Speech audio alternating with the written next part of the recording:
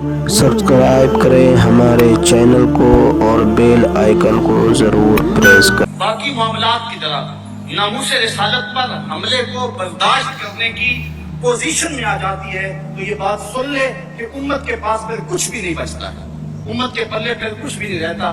हमें घर बेच कर भी, हमें अपनी मताए जां हथेलियों पर सजा कर भी फसीले दार पे चढ़ाना करना होगा और हर सूरत में इस नगमे को बुलंद से बुलंद तक करते रहना होगा और कोई लम्हा ऐसा ना हो कि लब्बैक या रसूलल्लाह की सदा कम होने पे आए।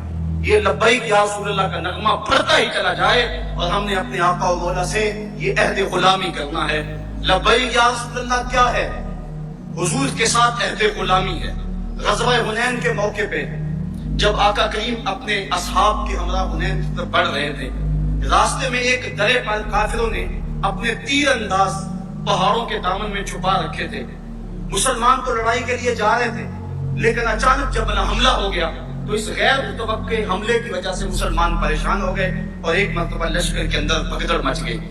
तो रावी बयान करता है कि जब सब लोग भाग रहे थे, हुजूर अलैहिस्सलाम ने ये जुमला कहते हुए अना नबीयुल्लाह काज़िब अना इब्नु अब्दुल मुत्तलिब कहा, ये कोई झूठ नहीं, मैं अल्लाह का नबी हूँ, मैं अब्दुल मुत्तलिब का बेटा हूँ। ये कह के हुजूर अलैहिस्सलाम ने अपनी घोड़े को एड़ लगाई और हुजूर अलैहिस्सलाम आगे बढ़े और हुजूर ने दाएं मुड़ के देखा और फरमाया या माशर अंसार, ऐ ग्रोह अंसार।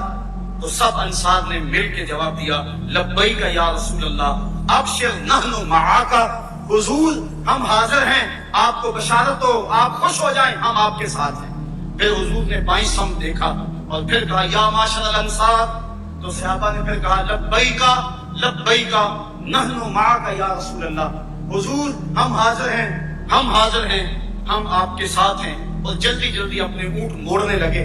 रिवायात में पढ़ा है कि जब सहाबा ऊंट मोड़ते थे, अगर किसी का ऊंट सरकशी करता और वापस नहीं मुड़ रहा था, उसने इसको भी बोझ समझा और ऊंट से छलांग लगाई और दौड़ता हुआ हुजूर के पास आ गया और कहता था लब्बैका लब्बैका नहनु मआका या रसूलल्लाह सल्लल्लाहु अलैहि वसल्लम, हुजूर हम हाजिर हैं, हम हाजिर हैं, हम आपके साथ हैं। आका करीम अलैहिस्सलाम को सहाबा ने वो जो जवाब दिया, आज उस जवाब का तसलसल और उसकी सदाए बाज़गश्त पूरी दुनिया पे गूंज रही है और कायनात का एक एक बच्चा, एक एक मुसलमान ये पुकार रहा है।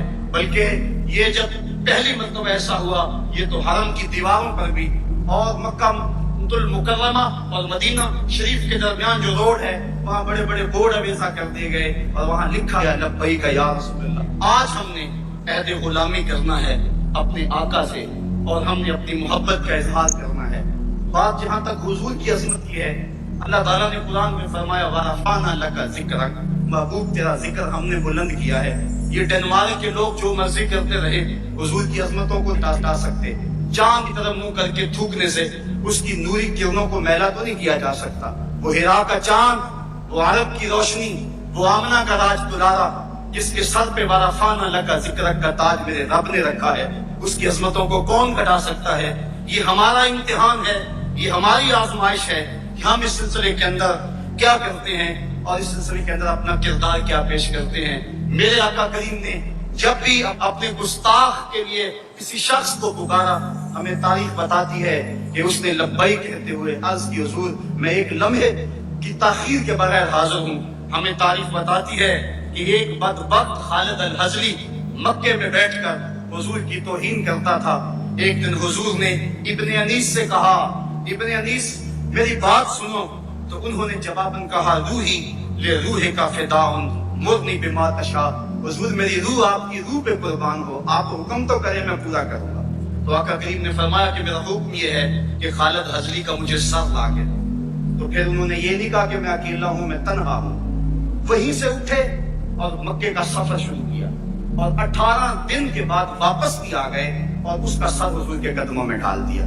तो जब आका करीम अलैहिस्सलाम ने इसको देखा तो आका करीम ने उसे मुबारक दी और अपना असा अता फरमाया और फरमाया कि ये तेरे और मेरे दरमियान हशर के दिन निशानी होगी।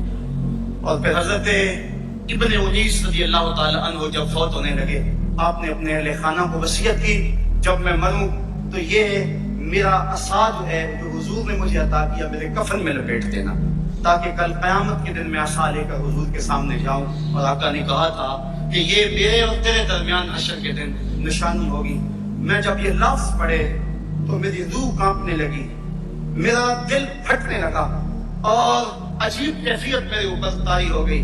میں نے کہا ابن انیس تیرے پاس تو نشانی موجود ہے، حضور نے عصا دیا اور حشر میں تو نشانی پیش کر دے گا۔ اگر حضور نے ہم سے کوئی نشانی مانگی تو کیا نشانی ہمارے پاس ہوگی؟ حضور نے کہا کہ تم نے میرے گستاخوں کے لیے کیا کیا، تو ہم دیکھیں سوچیں گریبان میں جھانکیں کہ ہم کس طرح چین سے سو جاتے ہیں، کس طرح کھانا کھاتے ہیں، کس طرح پانی پیتے ہیں۔ حضرت امام مالک نے تو کہا تھا کہ دو ہی باتیں ہیں اس دھرتی پہ، یا مومن زندہ رہے گا یا گستاخ رسول زندہ رہے گا۔ کہا ایک ساتھ دو زندہ نہیں رہ سکتے ہیں۔ حضرت معاذ بن جبل نے گھوڑے سے اترنے سے انکار کر دیا جب یمن میں گئے۔ کہا مجھے پتا چلا تمہاری دھرتی میں ایک گستاخ رسول بستا ہے، جب تک وہ گستاخ یہاں موجود ہے میں اس دھرتی پہ قدم نہیں رکھ سکتا، اتنی دیر تک اتروں گا نہیں جب تک اس کا سر میرے سامنے نہیں ہوگا۔ تو یہ تھی ہمارے بزرگوں کی کہانیاں۔ تو میں کہہ رہا تھا، سوچ رہا تھا ابن انیس تیرے پاس تو نشانی ہے، کاش ہمیں بھی نشانی مل جائے۔ قیامت چیمہ شہید نے بھی ایک نشانی حاصل کر لی، غازی علم الدین شہید نے بھی ایک نشانی حاصل کر لی، غازی عبد القیوم نے بھی ایک نشانی حاصل کر لی۔ یہ ہیں وہ نشانیاں جو کل حضور کی خدمت میں لے کر حاضر ہوں گے۔